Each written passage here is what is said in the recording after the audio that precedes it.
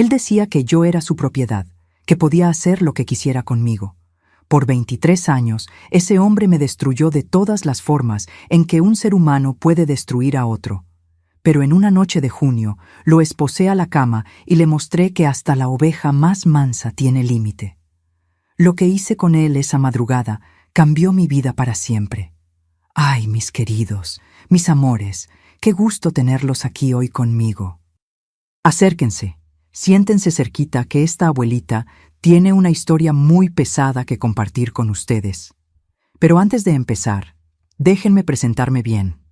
Mi nombre es Eufemia. Eufemia Gómez de Silva. Tengo 68 años de edad. Nací y todavía vivo aquí en San Luis de la Paz, en el interior de Guanajuato, en plena zona árida, donde el sol pega fuerte y la vida siempre ha sido dura. Hoy vivo sola en una casita sencilla de 2 cuartos, pero es mía, solamente mía, y eso hace toda la diferencia del mundo. Estoy aquí ahora mismo en mi cocinita, preparando mi cajeta de corte para vender en el tianguis del sábado. ¿Ven esta olla de cobre aquí? La heredé de mi madre y en ella hago la cajeta más rica de San Luis de la Paz, si me permiten presumir un poquito. El olor a leche hirviendo con piloncillo está llenando toda la casa. Ese olor dulce, calientito, que trae consuelo al corazón. Mientras muevo despacio con la cuchara de palo para que no se pegue, voy contando mi historia. Empecé a hacer estos dulces hace unos 7 años, cuando necesité buscar una forma de ganarme la vida. Antes no sabía hacer nada más que cuidar la casa, pero descubrí que tenía mano para la dulcería. Aprendí sola, probando, equivocándome, acertando. Hoy vendo una buena cantidad cada sábado en el tianguis. Y es con ese dinerito que pago mis cuentas y vivo mi vidita tranquila. No es mucho, pero es honesto, es mío y nadie me manda. La cocina aquí es chiquita, pero es acogedora. Tengo una estufa vieja de 4 hornillas que compré en una tienda de segunda, una mesita de fórmica amarilla contra la pared, 2 sillas de plástico. En la ventanita cultivo mis hierbitas de condimento, albahaca, hierbabuena, cilantro. Y allá en el patio, donde antes había una fosa séptica abierta que apestaba horrible, hoy hay una mata de albahaca grandota que uso en los dulces y en los tés. Transformé lo que era malo en algo bueno. Es mi forma de renacer. Y ahora, mis amores, antes de continuar, necesito pedirles un favorcito especial a ustedes que me están viendo. Cuéntenme aquí en los comentarios de qué pueblito o ciudad me están viendo y a qué hora del día encontraron este video de esta abuelita. Tempranito en la mañana, después de comer, o ya por la tarde cuando se está metiendo el sol. Yo leo cada comentario con cariño, ¿saben? Me da mucha alegría saber de dónde son y cuándo se toman un tiempito del día para escucharme. Cuéntenme. ¿Sí? Vamos a crear una cadena de cariño por aquí. Y si todavía no están suscritos al canal Memorias de las Abuelas, hagan clic en ese botoncito rojo ahí abajo y activen la campanita. Esta abuelita necesita de su apoyo. La historia que voy a contar hoy no es fácil, mis queridos. Es sobre 23 años de mi vida que fueron un infierno en la tierra, sobre un matrimonio que empezó como prisión y terminó de una manera que nadie esperaba, sobre la noche en que esta abuelita callada, obediente, finalmente reaccionó, y sobre cómo un par de esposas y una tetera de agua hirviendo lo cambiaron todo. Pero para entender esa noche, necesitan conocer el principio. Necesitan saber quién era yo antes de convertirme en la Eufemia que esposó a su marido en la cama. Así que respiren hondo conmigo, tómense un cafecito y vamos a regresar al principio, cuando yo todavía era una niña en la zona árida de Guanajuato, sin imaginar lo que la vida me traería. Nací aquí mismo en San Luis de la Paz, en una casita de adobe, en las afueras del pueblo, por los rumbos del arroyo seco. Era época de sequía brava, la tierra agrietada, el color del polvo. Mi madre, doña Socorro, era una mujer fuerte, trabajadora, manos encallecidas de tanto lavar ropa ajena. Mi padre, don Octavio, era vaquero de rancho, pasaba semanas fuera cuidando ganado ajeno y regresaba a casa sucio de polvo, oliendo a sudor y cuero. Éramos 5 hermanos. Yo era la de en medio. Estaba Leonardo, el mayor, que siempre quiso ser diferente del padre y terminó yéndose al norte a trabajar en fábrica cuando cumplió 18. Luego venía Diana, siempre seria, que se casó joven y se fue a vivir a Dolores Hidalgo. Yo era la tercera. Después de mí nació Armando, niño travieso que vivía trepándose en los árboles. Y por último, Hortensia, la más chica, bonita como flor de nopal, pero de salud frágil. Vivíamos en esa casita de 3 cuartos, uno donde dormían todos los hijos amontonados en petates en el suelo, otro para mis padres y una sala que servía de cocina, comedor y estancia al mismo tiempo. La estufa era de leña, hecha de ladrillo y barro, y el humo salía por un agujero en el techo. No había baño dentro de la casa. Hacíamos nuestras necesidades en un excusado de tablas en el fondo del patio, y nos bañábamos con cubeta de agua que mamá calentaba en la estufa. Mi infancia fue pobre, pero fue infancia de verdad. Jugábamos en la calle de tierra, hacíamos casitas de muñecas con pedazos de ladrillo y latas viejas, brincábamos la cuerda con cordel. Tenía una amiga, Azucena, hija de doña Natividad, que vivía 3 casas más abajo. Pasábamos las tardes inventando juegos, haciendo comidita de mentiras con hojas y lodo, fingiendo que éramos mamás de familia. Temprano en la mañana, antes de que el sol pegara fuerte de verdad, ayudaba a mi mamá a traer agua del pozo. Eran 2 cubetas pesadas que cargábamos en la cabeza, balanceando con cuidado para no derramar. Por la tarde, cuando apretaba el calor, me quedaba dentro de casa ayudando a desgranar frijol, a moler maíz en el metate, a barrer el piso de tierra. Mi padre no era hombre de conversación. Llegaba a casa cansado, comía callado, dormía temprano, pero tampoco era malo. Nunca le pegó a mi mamá, nunca levantó la mano a los hijos. Era solo un hombre callado, de esos que cargan el mundo en los hombros y no se quejan. A veces, cuando regresaba del rancho, traía un pedazo de cecina o piloncillo para nosotros. Eran las alegrías pequeñas de nuestra vida. La comida era siempre la misma. Frijoles con tortilla, a veces un pedazo de cecina cuando había, camote cocido, pan de elote que mi mamá hacía en el horno de barro. Los domingos, cuando la vida estaba más holgada, preparaba un arroz con pollo y azafrán que perfumaba toda la casa. Nos reuníamos alrededor de la mesa, comíamos despacio para aprovechar, porque no sabíamos cuándo iba a haber de nuevo. No tuve mucho estudio, no. Fui a la escuelita del pueblo hasta aprender a leer y escribir lo básico, pero pronto mi mamá me necesitó en casa para ayudar con los hermanos menores y con el quehacer. No me quejaba. Así era con todos. Niña de familia pobre no estudiaba mucho. Aprendía a cuidar la casa porque iba a necesitar saber cuándo se casara. Recuerdo las fiestas de San Juan, la única época del año en que comíamos elote asado, atole, palanquetas, la fogata prendida en medio de la calle, los niños brincando, los adultos bailando.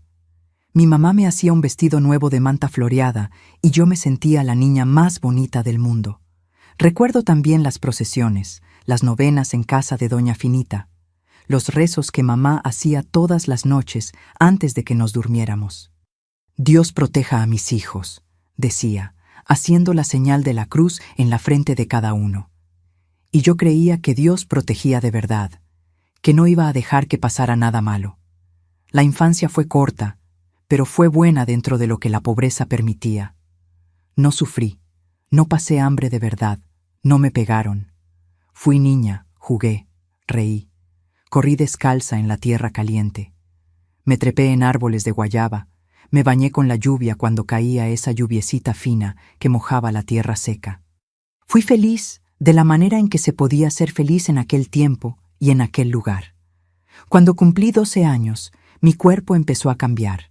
Mi mamá me enseñó las cosas de mujer, me dio trapos viejos para usar cuando viniera la menstruación.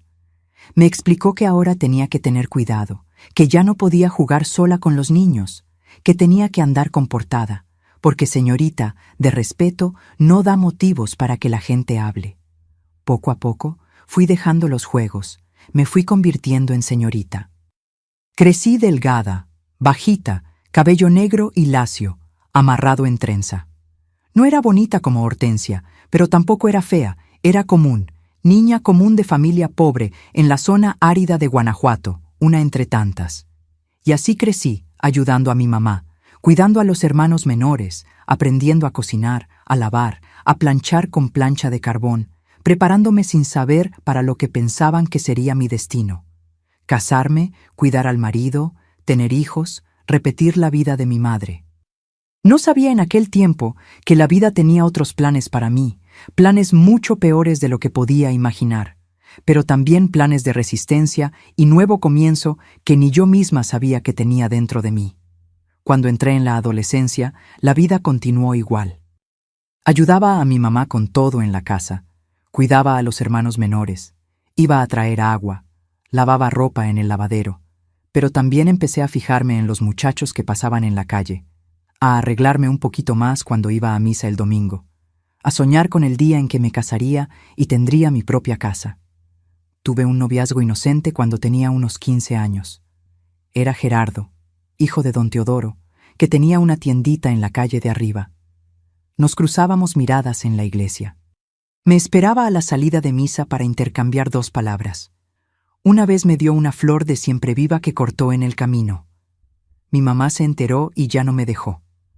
Dijo que era muy joven todavía, que el noviazgo tenía su hora. Gerardo terminó casándose con otra muchacha 2 años después. No me importó mucho. En esa época soñaba con casarme, sí, pero también soñaba con ser diferente. Quería tener un marido bueno, una casita arreglada, tal vez aprender a bordar y vender mis bordados en el tianguis. Quería ser respetada, ser feliz de la manera en que pensaba que era la felicidad. Cuando cumplí 17 años, la situación en casa empezó a apretarse. Mi papá se enfermó, una tos larga que no se quitaba, y ya no podía trabajar bien en el rancho. El dinero se hizo corto, la comida escaseó. Mi mamá lavaba ropa ajena de sol a sol, pero no alcanzaba. Fue cuando don Octavio tomó la decisión que cambió mi vida para siempre. Poco después de que cumplí 18 años, mi padre me llamó para hablar. Se sentó conmigo en la puerta de la casa, prendió su cigarro de hoja y me dijo sin rodeos: «Eufemia, te vas a tener que casar. Tengo una deuda con Gumersindo y no tengo cómo pagarle. Él aceptó recibirte en matrimonio. Es hombre trabajador, tiene casa propia, no toma, te va a cuidar bien». Sentí que el piso desaparecía debajo de mis pies. Gumersindo era un hombre de más de 40 años, viudo, conocido en el pueblo como vaquero y después carnicero. Era grande, muy grande, más de 80 metros, brazos gruesos, manos enormes. Tenía fama de trabajador, de hombre serio, que no faltaba a misa, pero también era conocido como hombre de pocas palabras y mano dura. «Pero papá, yo ni lo conozco bien», intenté argumentar. «No necesitas conocerlo. El matrimonio no es de conocerse, es de sobrevivir. Él te va a dar techo, comida, ropa. Es más de lo que yo te puedo dar ahorita. Y no te estoy pidiendo, Eufemia, te estoy diciendo». Esa noche lloré escondida debajo de la cobija. Lloré hasta que no me quedaron lágrimas. Lloré hasta que me dolió la garganta. Lloré hasta que la almohada quedó empapada. Mi mamá vino a consolarme, me pasó la mano por el cabello, pero no dijo que era injusto. Dijo: «Así funciona, hija mía. Una nace mujer, una obedece. Obedece al padre, después obedece al marido. Es la vida que Dios nos dio». 3 semanas después, me casé con Gumersindo por el civil. No hubo fiesta, no hubo vestido bonito. Fui con un vestido de manta que mi mamá cosió a las carreras. No hubo foto. Gumersindo dijo que la foto era desperdicio de dinero. Mi mujer no necesita recuerdo, necesita juicio. En la primera noche entendí qué tipo de matrimonio era ese. Gumersindo no me trató como esposa, me trató como algo que había comprado, como propiedad. Hizo lo que quiso, como quiso, sin preguntar si yo estaba lista, si yo quería, si dolía. Y dolía. Dolía de una manera que nunca imaginé que podía doler. Dolía en el cuerpo, pero dolía más en el alma. Dolía de una forma que me hacía sentir que no era persona, que era cosa, objeto, propiedad. Cuando terminó, se volteó y se durmió. Yo me quedé despierta toda la noche, encogida en la orilla de la cama, llorando bajito para que no me oyera. Mordí la sábana para ahogar los sollozos. Conté las grietas del techo. Esperé que saliera el sol como quien espera un milagro que no llega. En la mañana se despertó, pidió café y dijo: «Deja de llorar, ya estás casada. Así funciona entre marido y mujer. Mejor te acostumbras pronto». Pasé el día como un fantasma.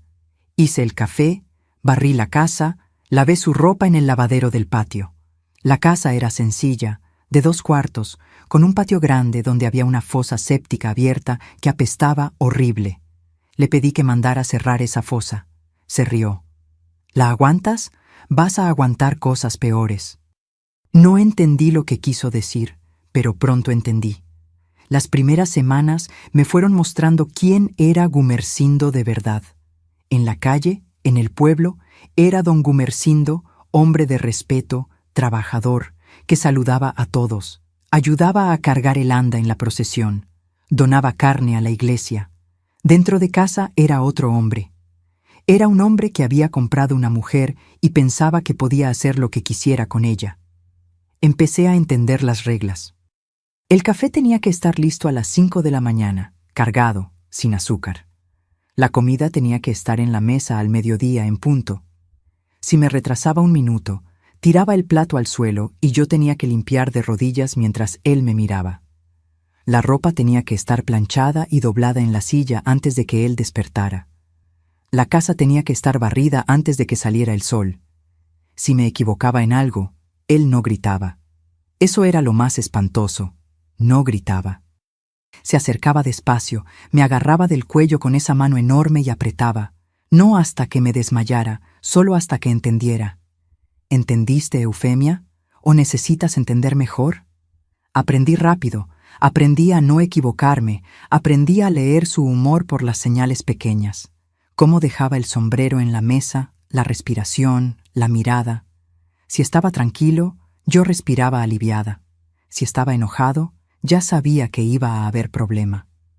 La golpiza venía con vara de mezquite que él mismo cortaba del árbol del patio. La pelaba, la dejaba secar al sol y la guardaba detrás de la puerta. Tenía 3 varas de diferentes tamaños. La delgada era para las veces que pensaba que le había contestado mal o lo había mirado feo. La gruesa era para cuando decía que había mirado a otro hombre en la calle, o conversado mucho con la vecina, o respirado de una manera que no le gustó. Pero la vara no era lo peor. De noche, Gumersindo hacía lo que quería conmigo, y lo que quería se fue poniendo cada vez peor. Al principio era brutal, pero yo pensaba que así era. Después empezó a ser diferente. Comenzó a usar cosas, objetos, lo que tuviera a la mano, cosas que dolían de una manera que no era normal, cosas que me lastimaban por dentro. Quedaba sangrando con dolor, pero no podía quejarme. Si me quejaba, decía que era delicada, que mujer de verdad aguanta callada. Eres mi mujer, hago lo que quiero. Y si le dices a alguien, nadie te va a creer, porque yo soy don Gumersindo, hombre de respeto, y tú eres la hija de Octavio, que ni pagar una deuda de 2 vacas pudo. Y tenía razón. Nadie me iba a creer, nadie me iba a escuchar. Tenía 19 años y ya estaba muriendo por dentro. Los años fueron pasando y la situación fue empeorando. Gumersindo se fue volviendo más controlador, más cruel, más creativo en las formas de humillarme. Tenía 22 años cuando empezó a encerrarme dentro de casa. Literalmente, salía a la carnicería y cerraba la puerta por fuera con candado. Decía que era para que no saliera a conversar con las vecinas, para que no diera motivos para que la gente hablara. Yo quedaba encerrada todo el día. Si necesitaba ir al baño del patio, tenía que esperar a que regresara para abrir. A veces se tardaba a propósito. Regresaba a media tarde solo para verme apretada, desesperada. Le parecía gracioso. ¿Tienes ganas, Eufemia? Entonces aprende a aguantarte. Mujer decente no anda saliendo de casa de todos modos. Hubo días en que me orinaba del dolor de esperar. Quedaba mojada, temblando de vergüenza, esperando que llegara para poder limpiarme. Y cuando llegaba y veía, se reía. Se reía de esa manera que me hacía sentir menos que un animal. Mira nomás, ni los perros se orinan dentro de casa. Eres peor que un perro. Las vecinas escuchaban todo. San Luis de la Paz es pueblo chico. Las casas están pegadas unas con otras. De noche, cuando hacía lo que hacía conmigo, yo trataba de no gritar, pero el dolor era tanto que a veces no podía aguantar. Los gritos salían, gritos de dolor, de desesperación, de humillación. Y yo estaba segura de que ellas escuchaban. En la mañana, cuando lograba salir al patio, doña Nachita de la casa de enfrente me saludaba. «Buenos días, doña Eufemia. ¿Todo bien?» Y yo respondía, «Todo bien, gracias a Dios». Las dos sabíamos que era mentira, pero la mentira era más fácil que la verdad. Una vez doña Nachita se animó y fue a hablar con el padre. «Padre Ignacio, Gumersindo maltrata a su esposa. Todos la oímos gritar de noche. Todo mundo la oye. Alguien tiene que hacer algo». El padre llamó a Gumersindo para hablar. La semana siguiente, Gumersindo apareció en misa conmigo a su lado, los dos sonriendo, saludando a todos. Cuando llegamos a casa, me pegó con la vara gruesa. Me pegó tanto que perdí la cuenta de los varazos. Me pegó en la espalda, en las piernas, en los brazos. Me pegó hasta que ya no pude quedarme de pie. Me pegó hasta que me desmayé en el piso de la cocina. Cuando desperté, estaba oscuro, mi cuerpo ardía de dolor y él estaba sentado en la silla mirándome. «¿Anduviste hablando, Eufemia?» Le dije que no, pero apenas podía hablar del dolor. «Está bien entonces, porque si hablas, te hago lo que les hago a las reses en el matadero y sabes que sé hacerlo bien. Es mi trabajo». Era carnicero. Lo había visto matar reses. La calma con la que pasaba el cuchillo, la misma calma con la que me miraba cuando estaba enojado. Sabía que no era amenaza vacía. Me quedé 3 días sin poder caminar bien. Las marcas quedaron en mi cuerpo por semanas. Algunas quedaron para siempre. Cuando tenía 24 años, quedé embarazada por primera vez. Me dio alegría. Pensé que tal vez un hijo cambiaría las cosas, que Gumersindo sería diferente si llegaba un niño. Empecé a soñar de nuevo. Soñaba con tener un bebé en brazos, con ser mamá, con tener a alguien a quien amar y que me amara de vuelta. Pero perdí al bebé a los 3 meses. Fue una noche que me pegó porque los frijoles habían quedado muy espesos. Me pegó en el vientre, sentí el dolor, vi la sangre y supe. Fui al baño del patio y perdí a mi hijo ahí sola en la oscuridad, llorando en silencio para que no me oyera. Envolví esa cosita pequeña en un trapo y la enterré debajo del mezquite. Él ni se dio cuenta. Y cuando le conté al día siguiente dijo, «Ni para eso sirves».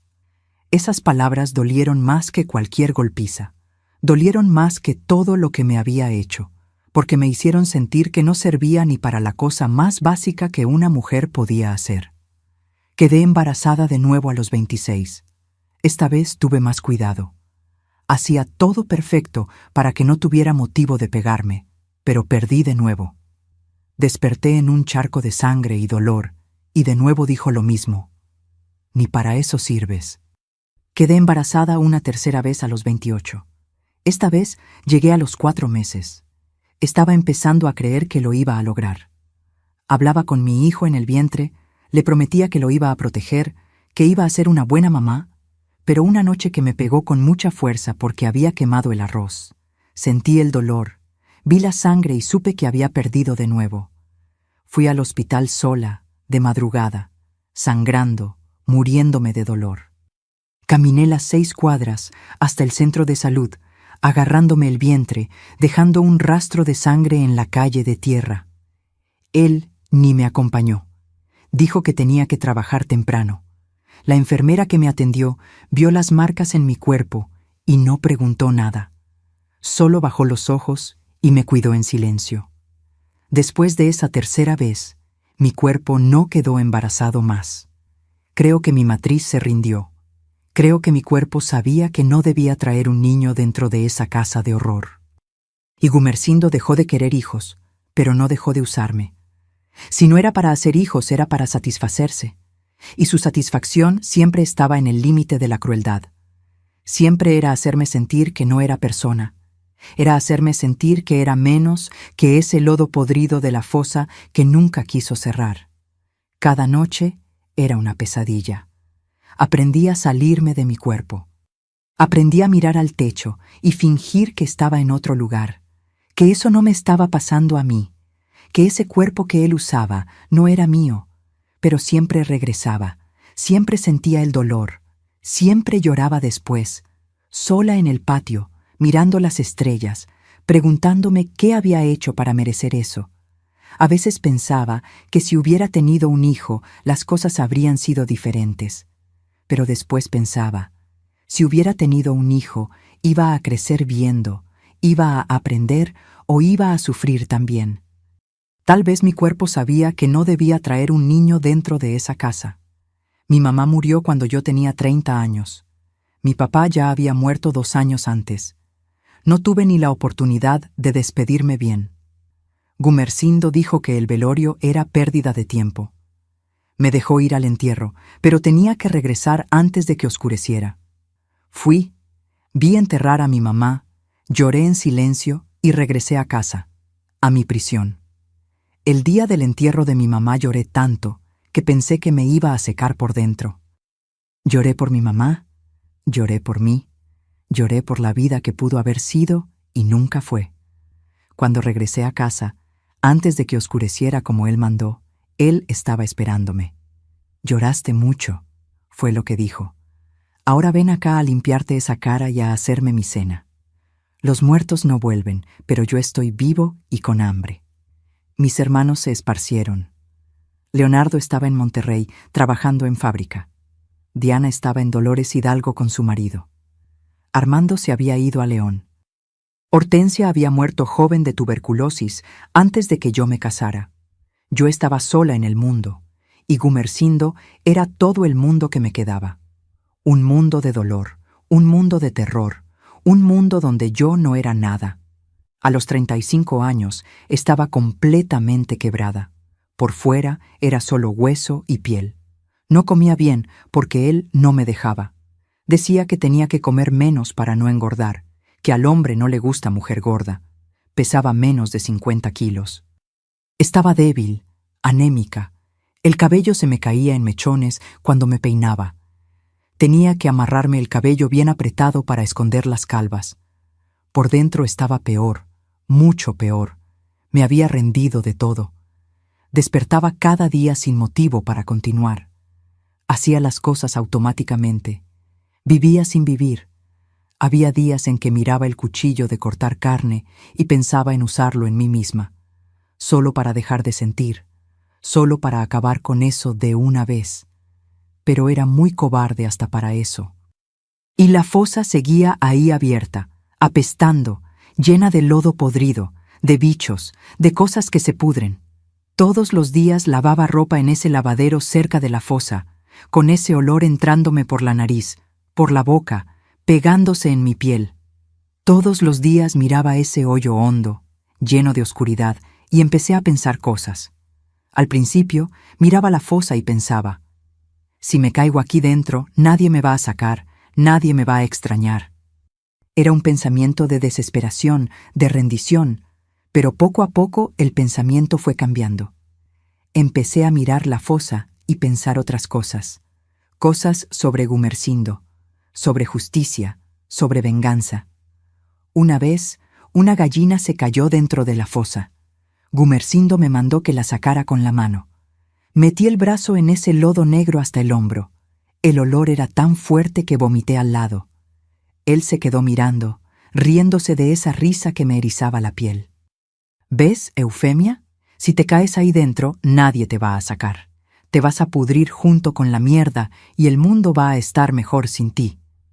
Pero mientras sacaba esa gallina con el brazo hundido en esa podredumbre, mi cabeza trabajaba y una idea empezó a nacer despacio, como semilla que cae en tierra mala, pero aún así germina.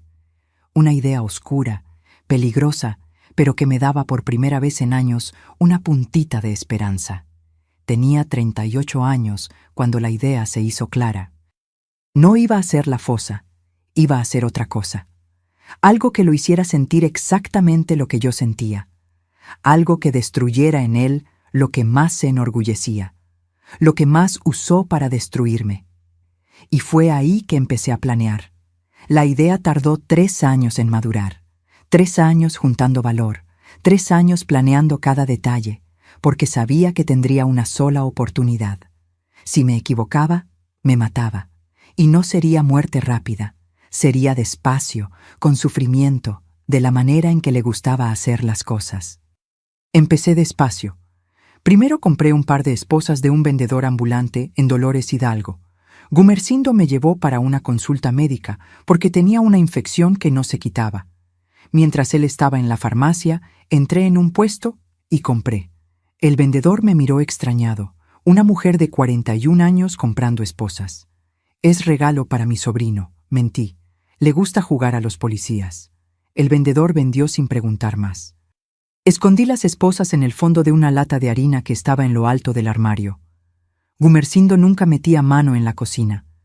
Ese era mi territorio, el único lugar de la casa donde tenía algún control. Después compré una cubeta grande de plástico. Dije que era para lavar ropa. Ni la miró. Compré una cuerda de nylon gruesa. Dije que era para hacer tendedero nuevo. Me mandó que lo colgara sola, como siempre. Compré un guante de hule bien grueso, de esos de limpieza pesada, y una bota de hule que llegaba hasta la rodilla. Cada cosa la escondía en lugares diferentes. La cuerda debajo del colchón viejo que estaba guardado, el guante dentro de un costal de manta en el patio, la bota debajo del lavadero. Poco a poco fui juntando las piezas de mi plan. Era como armar un rompecabezas, cada pieza en el lugar correcto, cada detalle pensado. Pero la parte más importante no era juntar las cosas, era estudiar su sueño. Gumersindo tomaba mezcal todos los días de noche, 2, 3 tragos, a veces más. Dormía como piedra, roncaba fuerte, boca abierta, brazos sueltos. Dormía boca arriba, siempre igual, como crucificado. Empecé a probar. Una noche di una palmada fuerte al lado de su cama. Nada. Siguió roncando. Otra noche prendí la luz del cuarto bien fuerte. La dejé prendida unos minutos. Solo se volteó de lado y siguió durmiendo. Otra noche, más atrevida, le agarré la muñeca con fuerza. Gimió, movió el brazo, pero no despertó. Estaba segura.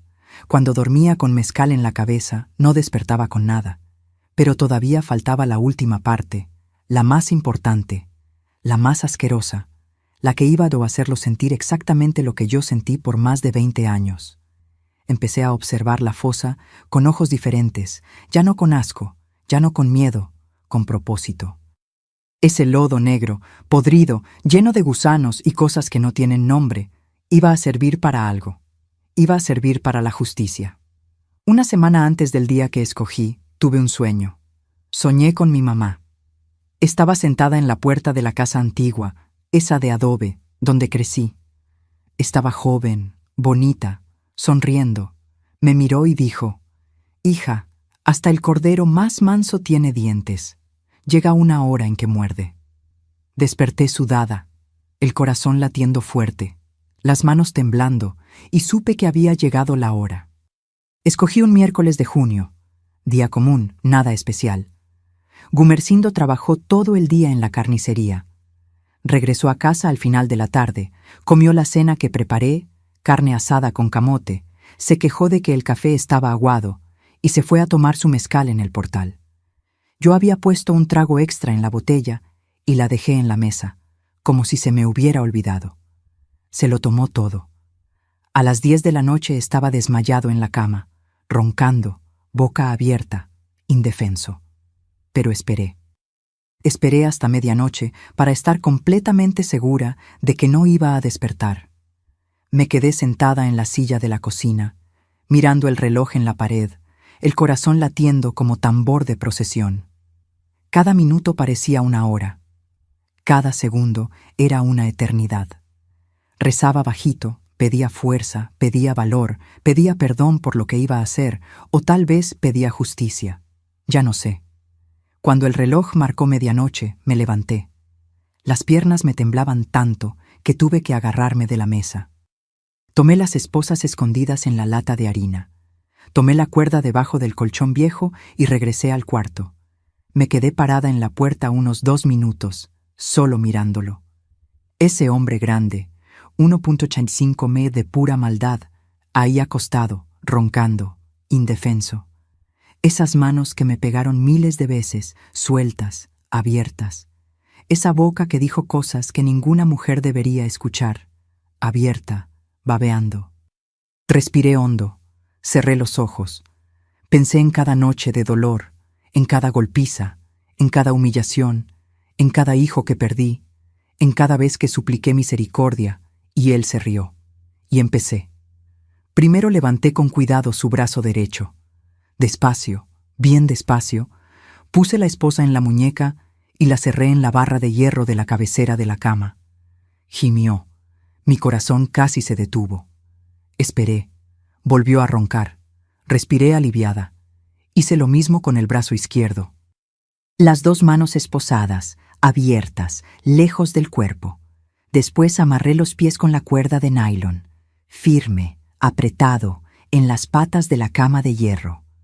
Jalé la cuerda hasta que quedó estirado, completamente estirado, abierto, vulnerable, de la manera en que él me dejaba todos los días de mi vida. Me detuve de nuevo. Me quedé mirándolo.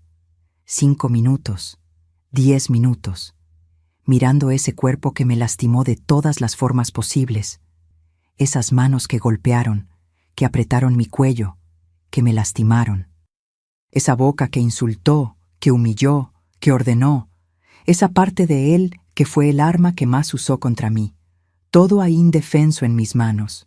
Fui a la cocina, tomé la tetera más grande que tenía, la llené de agua hasta que ya no cabía más, la puse en el fuego alto. Me quedé mirando el agua empezar a calentarse.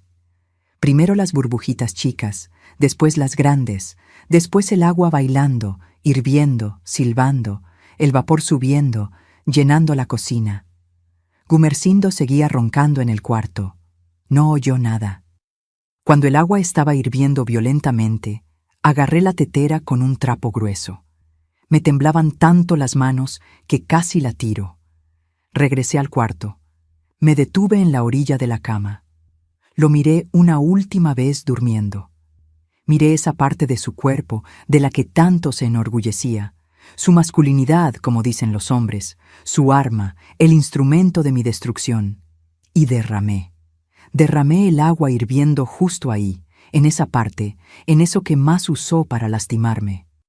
Vi el vapor subir, vi la piel ponerse roja de inmediato, vi la ampolla formarse. El grito de él despertó a todo el pueblo, un grito que nunca voy a olvidar, un grito que rasgó la noche, que hizo eco en las paredes, que hizo ladrar a los perros de la vecindad, un grito de dolor puro, de desesperación, de terror. Y no fue porque me gustara oírlo, fue porque por primera vez en 23 años de matrimonio, el grito era de él, no mío. Jaló las esposas con fuerza. El fierro de la cama chirrió, gimió, se movió, pero aguantó. Pateó, la cuerda se estiró, pero no se rompió. Estaba atrapado, completamente atrapado. Me miró con los ojos abiertos como platos, la boca abierta, sudor y lágrimas mezclándose en su cara. Por primera vez en la vida vi miedo en sus ojos. Miedo de verdad, terror. Eufemia, ¿qué hiciste? Suéltame, suéltame ahora, por el amor de Dios. Jalé la silla que estaba en la esquina del cuarto. La misma silla donde me sentaba después de que hacía lo que hacía conmigo, cuando me quedaba ahí parada, mirando la pared, tratando de no sentir nada. Me senté en la orilla de la cama, tranquila. Por primera vez en 23 años, yo era la que mandaba. Por primera vez, el miedo estaba en sus ojos. Gumersindo, quédate quieto. Ahora la que habla soy yo. Gritaba, insultaba, amenazaba. Te voy a matar. Cuando me suelte de aquí, te voy a matar, desgraciada. Te voy a arrancar el pellejo. Me vas a pagar cada segundo de esto. Esperé a que se cansara. Tardó unos 10 minutos. El dolor de la quemadura era tanto que ya no podía gritar. Se quedó solo gimiendo, respirando pesado, el cuerpo temblando completo, sudores corriendo, lágrimas bajando por su cara. El hombre que nunca había llorado en la vida estaba ahí llorando como niño. Me levanté de la silla, fui al patio, me puse la bota de hule que llegaba hasta la rodilla, me puse el guante grueso hasta el codo y fui a la fosa. Ese hoyo que por 23 años fue símbolo de mi humillación, ese olor que entraba en la casa y me ahogaba, ese lodo que nunca quiso cerrar porque decía que yo tenía que aguantar cosas peores. Metí la mano adentro, hondo, hasta el codo. El lodo estaba caliente, pegajoso, lleno de cosas vivas moviéndose. Sentí cosas arrastrándose en mis dedos. Sentí el olor subir y darme náuseas, pero no me detuve. Busqué hasta encontrar lo que quería. Un pedazo de tubo de hule viejo, grueso, que había caído ahí dentro hacía tiempo. Jalé. Salió cubierto de lodo negro, de aguas negras, de cosas podridas que no tienen nombre. Cubierto de gusanos, de podredumbre, de todo lo que era asqueroso e inmundo en el mundo. El olor era de muerte, de cosas que se pudren, de todo lo que es repugnante. Regresé al cuarto con eso en la mano. Antes de que entrara, el olor entró primero. Entró y se apoderó de todo el cuarto. Gumersindo miró. No entendió al principio. Después entendió. Y por primera vez en la vida vi miedo en sus ojos, miedo de verdad. El tipo de miedo que yo sentí todos los días por 23 años. El tipo de miedo que paraliza, que te hace querer morir solo para no sentir lo que viene después. Eufemia. No, por el amor de Dios, no hagas eso. Te lo suplico. Nunca he suplicado nada en mi vida, pero te lo estoy suplicando ahorita. No hagas eso, por el amor de Dios. Mi voz salió calmada, firme, fría. Dijiste, por el amor de Dios, Gumersindo. ¿Cuántas veces te dije eso yo? ¿Cuántas veces te supliqué por el amor de Dios que pararas? ¿Paraste alguna vez? ¿Alguna vez? Lloraba. Ese hombre de casi 2 metros, más de 100 kilos, lloraba como niño. Lloraba y temblaba y suplicaba. ¿Te acuerdas de lo que me hacías? No era solo lo que el marido hace con la esposa. Sabes de lo que estoy hablando. Las cosas que usabas. El palo de la escoba, la botella, lo que tuvieras a la mano. ¿Te acuerdas? ¿Recuerdas cómo te suplicaba que pararas? ¿Cómo lloraba? ¿Cómo sangraba? ¿Cómo me quedaba días sin poder caminar? ¿Te acuerdas? Se acordaba por su cara. Se acordaba de todo. De cada noche, de cada objeto, de cada grito mío. Me hiciste sentir lo más asqueroso que una mujer puede sentir. No era solo dolor. El dolor pasa. Era humillación. Era sentir que mi cuerpo era basura. Que yo era menos que el lodo de esa fosa que nunca quisiste cerrar. Menos que la porquería que pisabas en la calle. Menos que nada. Levanté el tubo de hule, cubierto de aguas negras, de podredumbre, de todo lo que era inmundo. Esa cosa que pasó 23 años en esa fosa, pudriéndose, juntando toda la suciedad, todo el asco, toda la podredumbre. Ahora te toca sentir a ti. Lo que pasó en ese cuarto no lo describo. Solo digo que le hice lo que él me hizo por 23 años, con esa cosa sucia, asquerosa, sacada de la fosa, esa cosa que representaba todo lo que me hizo sentir. Gritó como yo gritaba. Berreó de una manera que nunca había oído gritar a un ser humano. Suplicó como yo suplicaba. Lloró como yo lloraba. Sangró como yo sangraba. Y no paré. Como él nunca paró cuando yo suplicaba. Como él nunca paró cuando yo lloraba. Como él nunca paró cuando yo sangraba. No sé cuánto tiempo duró. No estaba contando minutos. Estaba contando años. Un acto por cada año que me hizo eso. 23 años de dolor transformados en una noche de justicia. Cuando terminé, tiré el tubo al piso, me quité el guante, me quité la bota, fui al lavadero del patio y me lavé las manos, los brazos, lavé bien lavado, con jabón, hasta quitarme todo el olor. El agua salía negra al principio. Lavé hasta que salió limpia. Regresé al cuarto. Gumersindo ya no gritaba, ya no insultaba, ya no amenazaba. Tenía los ojos abiertos, mirando al techo, pero sin ver nada, la boca temblándole. Su cuerpo temblaba completo, un temblor que no paraba. Se había orinado en la cama, se había defecado, estaba completamente destruido. La quemadura del agua hirviendo ya estaba formando una ampolla grande, roja, hinchada, y había sangre, mucha sangre. Me senté en la silla. Prendí la televisión vieja de bulbos que estaba en el cuarto. Apenas agarraba 2 canales. Puse una telenovela cualquiera, volumen bajito, y me quedé viendo calmadamente, como si nada hubiera pasado. Siempre prendía la tele después de que terminaba conmigo. La prendía para tapar mi llanto. Ahora la prendí para tapar el llanto de él. Me quedé sentada en esa silla toda la noche, viendo televisión. Gumersindo atrapado en la cama, quemado, humillado, destruido, en silencio. Trataba de hablar a veces, pero solo salían gemidos. Lloraba bajito, temblaba. No cruzamos ni una palabra por horas, solo el ruido de la tele vieja chillando y los grillos del campo allá afuera y su llanto. El llanto que siempre quise oír, pero que ahora no me daba placer ninguno, solo me daba paz. Cuando el sol empezó a salir, apagué la tele, me levanté, fui a la cocina, hice café, traje una taza solo para mí, no le traje a él. Me senté de nuevo en la silla. Tomé el café bien despacio, mirando por la ventana el cielo aclararse, mirándolo a él de vez en cuando, mirando en lo que se había transformado, de monstruo en nada. Gumersindo, te voy a soltar ahorita y vas a escuchar lo que tengo que decir. Me miró, los ojos hinchados de tanto llorar, la voz ronca de tanto gritar, apenas podía enfocarme. Te vas a salir de esta casa hoy mismo. Te vas a ir a donde quieras. Si regresas, le cuento a todo el pueblo lo que te hice. Y no voy a contar solo lo que te hice. Voy a contar por qué lo hice. Voy a contar cada detalle de lo que me hiciste por 23 años. Y entonces todo mundo va a saber lo que don Gumersindo, el carnicero que iba a misa todos los domingos, el hombre de respeto, le hacía a su esposa dentro de casa. Se quedó callado. Sabía que hablaba en serio.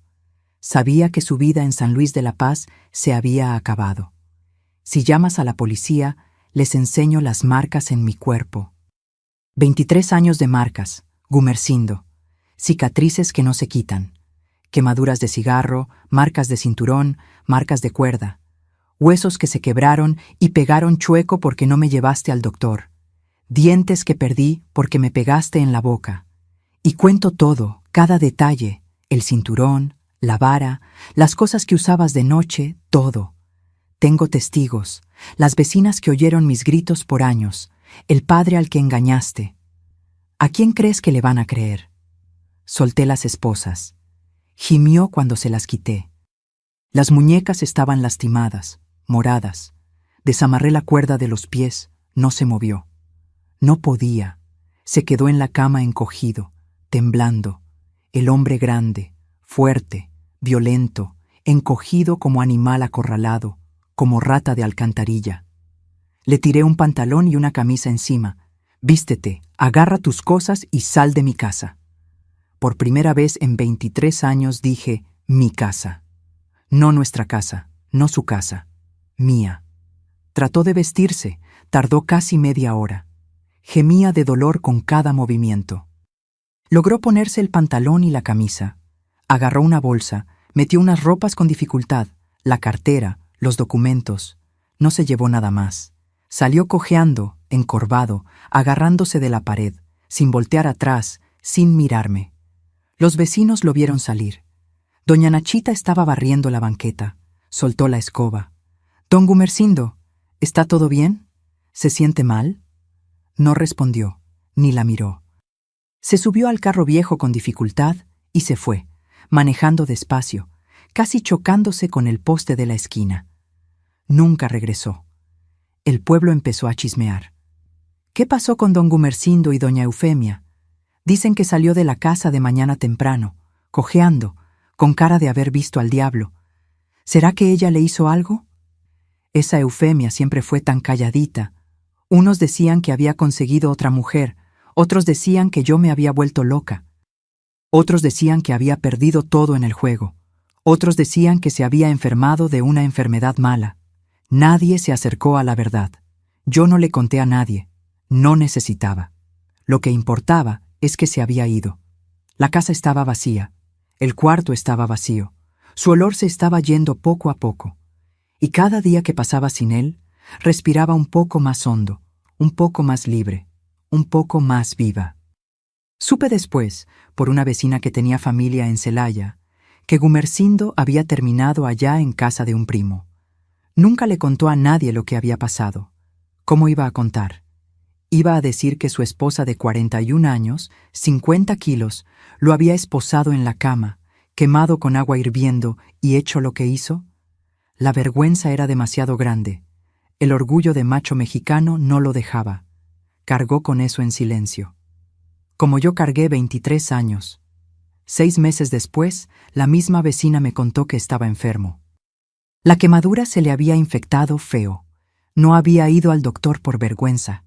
¿Cómo iba a explicar quemadura en ese lugar?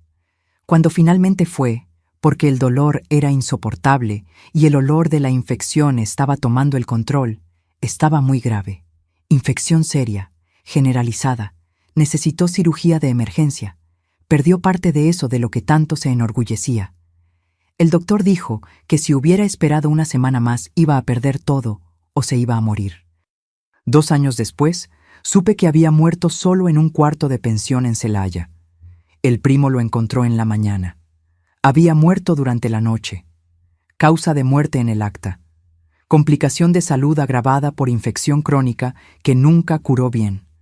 Pero la vecina que me contó dijo que el primo dijo que estaba muy flaco, muy débil, que se había rendido de vivir, que pasaba el día acostado mirando la pared, sin hablar con nadie, que cuando murió parecía aliviado. Murió chiquito, solo, sin la esposa que maltrató, sin los hijos que nunca tuvo, sin la dignidad que perdió una noche de miércoles de junio. Murió como vivió, vacío. No fui al entierro, no mandé flores, no recé. Hice café, me senté en la silla mecedora del portal, prendí el radio en una música de banda y me quedé mirando el atardecer. ¿Sentí algo cuando me enteré? Sí, sentí que el café estaba bueno esa tarde. Sentí que el sol estaba bonito. Sentí que podía respirar sin miedo por primera vez en décadas. Hoy, a los 68 años, vivo mi vida a mi manera, sola pero libre. Y la libertad, mis queridos, no tiene precio. No hay dinero que la compre, no hay oro que la pague. Mi rutina es sencilla y es mía. Despierto tempranito, como a las 5 de la mañana, cuando está saliendo el sol y el campo todavía está fresco. Hago mi café bien cargado, como me gusta, no como alguien mandaba. Le pongo azúcar si quiero. Lo tomo en la taza que escogí. Me siento en la silla mecedora del portal y me quedo ahí unos minutos solo oyendo los pajaritos, sintiendo la brisa de la mañana, agradeciendo por estar viva. Viva de verdad. Después del café, voy a la cocina a preparar mis dulces para vender en el tianguis. Es mi sustento, mi orgullo. Cajeta de corte, cocada, palanqueta, piloncillo saborizado con clavo y canela. Todo hecho con mis manos, con esmero, con amor. Cada tanda que sale perfecta es una victoria. Cada cliente que regresa a comprar de nuevo es una prueba de que soy capaz, de que valgo algo. Aprendí todo sola. Nadie me enseñó. Probé, me equivoqué, acerté, quemé ollas, desperdicié ingredientes, pero no me rendí. Hoy tengo clientes fieles. La gente espera mi puesto en el tianguis del sábado. Doña Eufemia, ¿guardó dulce para mí? Doña Eufemia, este es el mejor dulce de San Luis de la Paz. Y sonrío, porque es verdad, es el mejor. No solo porque está rico, sino porque fue hecho con libertad, fue hecho con dignidad. El viernes preparo todo. Envuelvo cada dulce con cuidado en bolsitas transparentes amarradas con listón de colores. El sábado temprano en la mañana voy al tianguis con mi bolsa. Pongo mi puestecito sencillo, coloco todo bien arregladito y me quedo ahí hasta vender todo. Converso con la gente, río, hago amistades, intercambio recetas, cuento chistes, cosas que no podía hacer antes. Las vecinas ahora frecuentan mi casa. Doña Nachita, que trató de ayudarme en aquel tiempo y no pudo, hoy toma café conmigo todas las tardes. Ella nunca lo dijo, pero yo sé que sabía. Yo sé que oyó, y hoy nos sentamos juntas en paz, sin necesidad de hablar de aquello. Doña Finita viene también, Doña Cruz del otro lado de la calle. Nos sentamos en el portal, tomamos café, comemos pan de elote que hago, hablamos de la novela, del tiempo, de la vida. Ellas nunca preguntan qué pasó de verdad con Gumersindo y yo nunca cuento. Una vez Nachita se acercó al tema. Estábamos solas, tomando café, y dijo bajito: «Eufemia, la gente habla tanto, pero nadie sabe en realidad». La miré. Tomé un sorbo de café y dije: «Nachita, oíste mis gritos por 23 años y nunca tocaste mi puerta. ¿Ahora quieres saber qué pasó?» Pasó que un día yo dejé de gritar y él empezó. Se quedó callada un rato, después asintió con la cabeza, nunca volvió a tocar el tema. Lo primero que hice cuando Gumersindo salió de la casa fue mandar cerrar la fosa. Gasté el dinero que encontré en la caja fuerte que escondía debajo de la cama. Dinero que era mío por derecho, 23 años de trabajo sin recibir nada. Llamé a un albañil, mandé cubrir ese hoyo maldito con concreto. Cuando estaba cerrando, eché tierra encima y encima de la tierra planté una mata de albahaca. Hoy la mata de albahaca está grande, frondosa, olorosa, da hoja todo el año.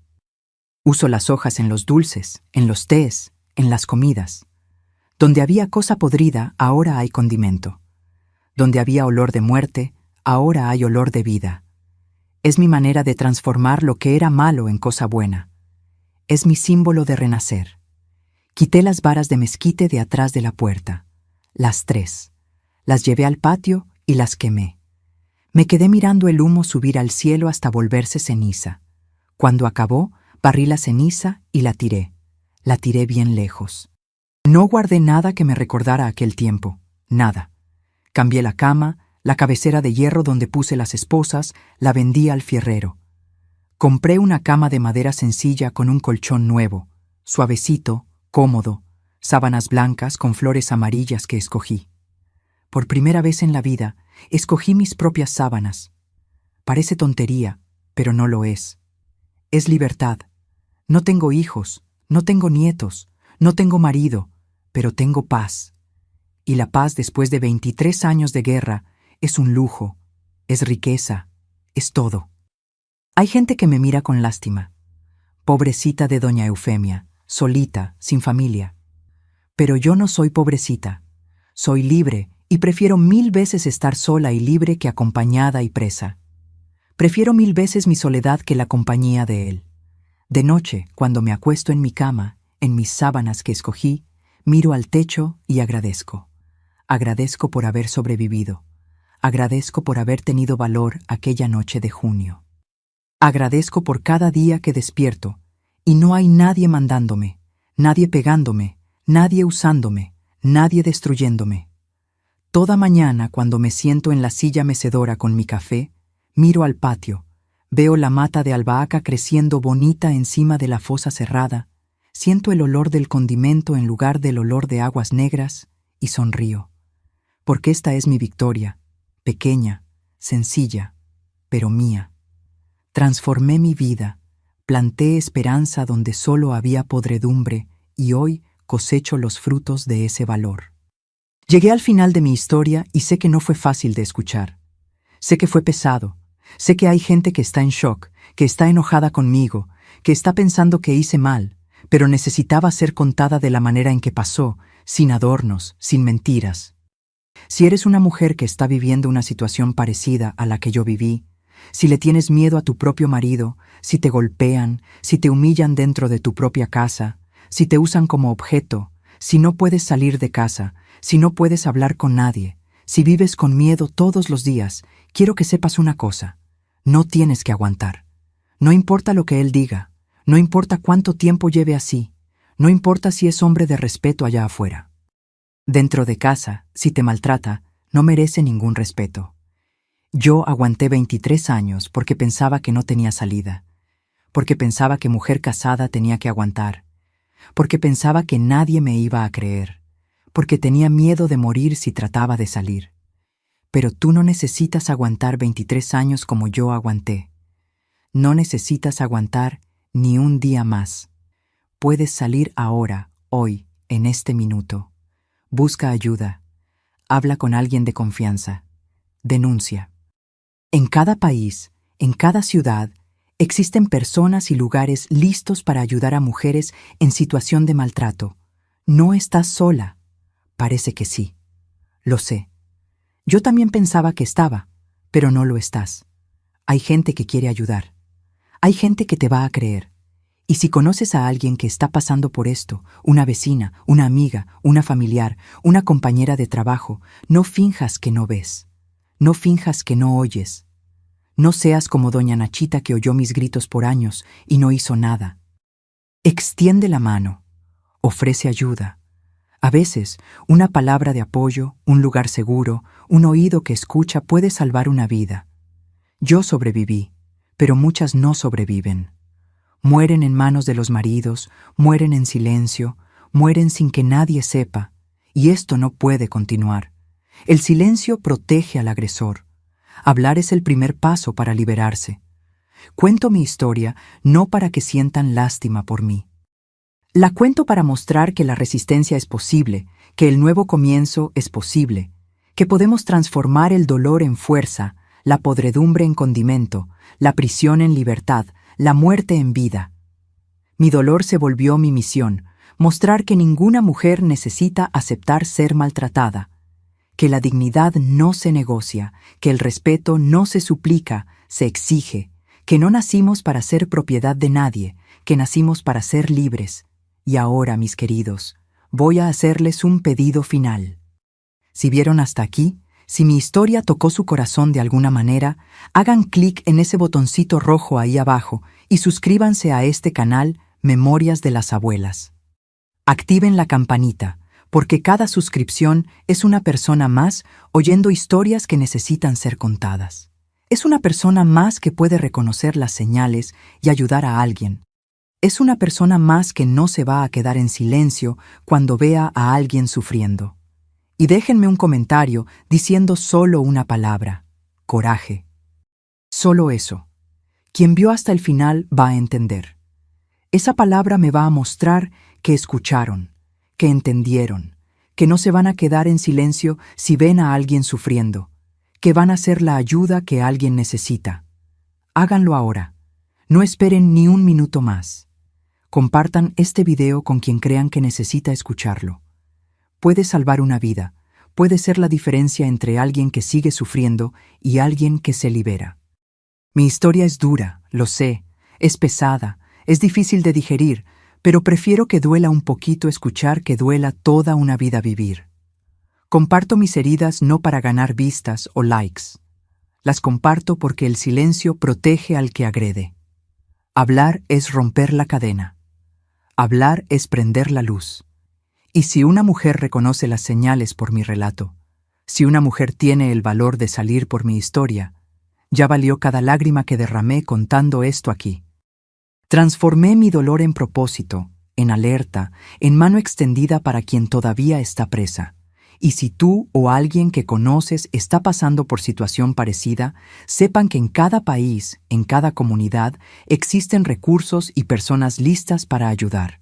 Busquen organizaciones de protección a la mujer en su región. Busquen instituciones especializadas. Busquen refugios. Busquen ayuda. La dignidad humana es un valor universal. No importa dónde estés, mereces respeto, mereces paz, mereces vivir sin miedo. Extiende tu mano, sé parte de la solución. Juntos, como comunidad global, podemos romper el silencio que protege a agresores y liberar a quien sufre. Que Dios los bendiga a cada uno de ustedes. Muchas gracias por escucharme.